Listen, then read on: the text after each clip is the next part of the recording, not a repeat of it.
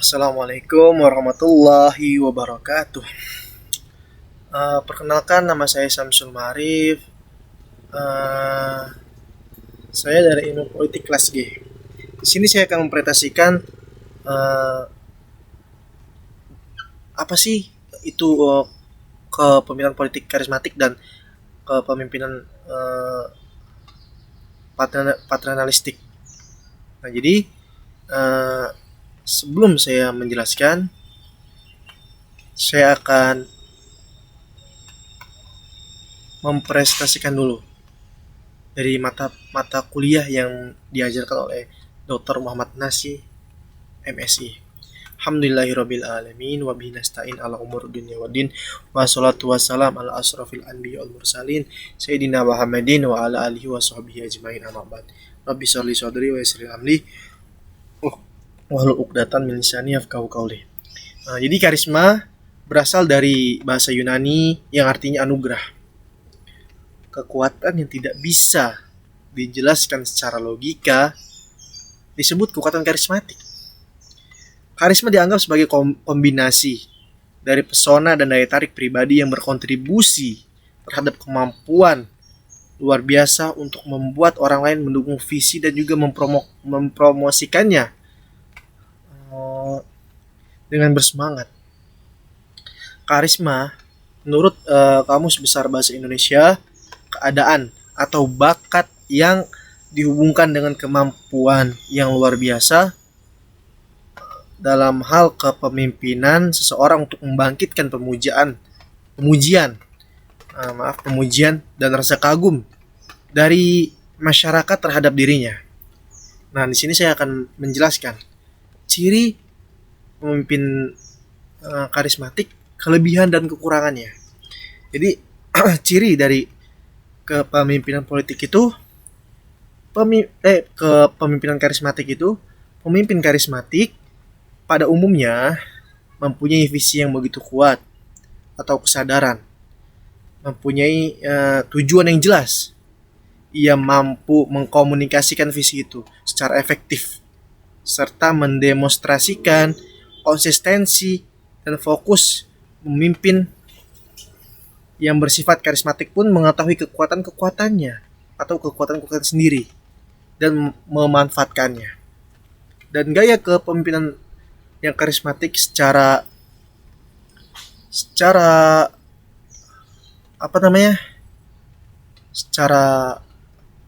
sejati ya, secara jelas ia mampu mengkomunikasikan visi itu ya tadi secara efektif. Dan nampak gaya kepemimpinan karismatik itu mentransformasional yang mampu memberikan suatu semangat dan antusiasme kepada seluruh anggota timnya untuk dapat bergerak dan mencapai tujuan yang diinginkan oleh pemimpin. Akan tetapi, pemimpin yang bersifat karismatik cenderung lebih percaya pada dirinya sendiri daripada anggota lain. Selain pesona yang ditampilkan dan begitu menarik, pemimpin bercorak karismatik pun biasanya memiliki rasa kepercayaan diri yang tinggi dan mempengaruhi para pengikutnya. Kesuksesan mempengaruhi bahwa dapat diwujudkan sifat yang apabila mempunyai bila dia mempunyai rasa kepercayaan diri, juga mempengaruhi para pengikutnya. Kesuksesan itu akan terjadi apabila dia mempengaruhi bawahan dan mewujudkan apabila dia memimpin mempunyai akhlak dan sifat yang terpuji. Nah, jadi itu ciri kepemimpinan politik. Bagaimana sih kelebihan dan kekurangannya? Kelebihan dari kepemimpinan karismatik itu sendiri, kelebihannya itu adalah orang itu segan. Kayak gimana ya? Orang itu segan mengintervensi atau mengoreksi apa yang menjadi kebijakan dia dalam memutuskan suatu hal. Nah, itu kelebihan. Dan banyak lagi kelebihannya seperti orang itu sangat gimana ya, kayak sangat terkagum lah karena ketika dia jalan, bagaimana ketika dia memandang ke depan, itu orang terkagum.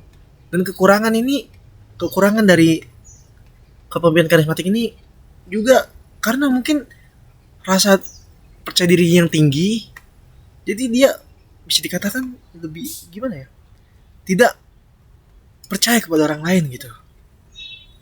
Dia lebih mementingkan dirinya untuk tidak mempertimbangkan antara apa ya, untuk mengambil kebijakan atau suatu kebijakan yang itu baik atau enggaknya, karena dia pada dasarnya nggak percaya sama orang lain. Kepemimpinan paternalistik itu sendiri lebih identik ya dengan kepemimpinan yang kebapakan, dengan kebapakan dengan sifat-sifat sebagai berikut ya. Yang pertama itu menganggap bawahan sebagai manusia yang tidak dewasa atau yang belum dewasa, atau anak sendiri gitu, dianggap anak sendiri yang perlu dikembangkan.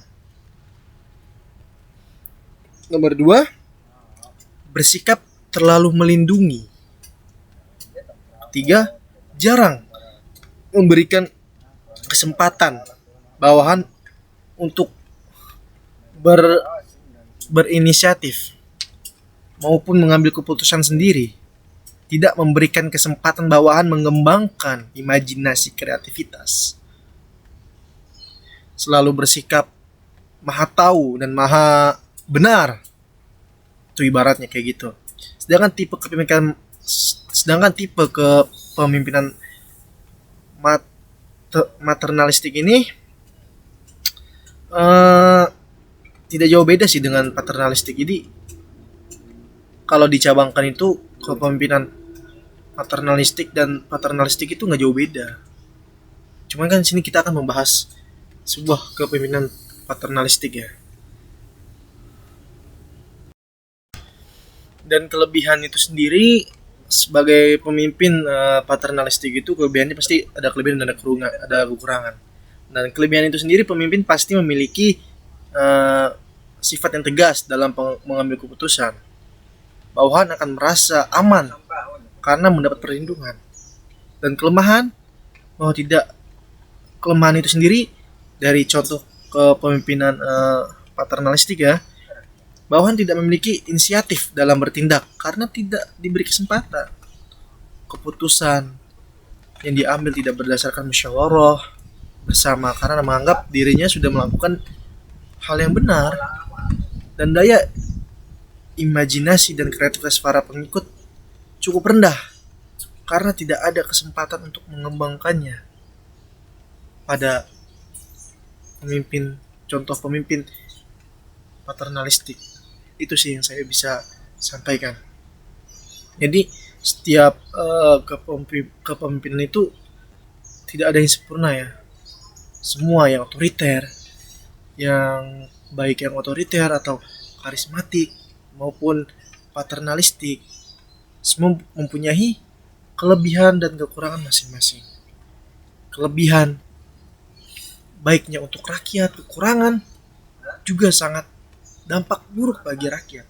Tapi kita balik lagi kepada itu semua, bahwa maupun otoriter, karismatik atau paternalistik, itu semua bagaimana tergantung pemimpin itu menyikapi itu semua. Tentu seorang karismatik seperti Soekarno atau John F. Kennedy, mereka karisma sekaligus otoriter, ya kan? Bagaimana contoh Soekarno bisa mempersatukan rakyat Indonesia ini dari segala suku, dari segala bangsa, dari segala polemik-polemik yang dulu kan kata Indonesia itu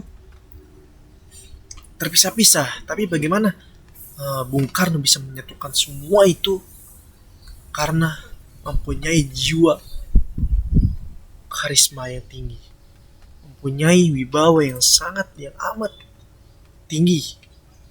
Ketika orang melihatnya itu seperti utusan Tuhan yang diutus untuk memimpin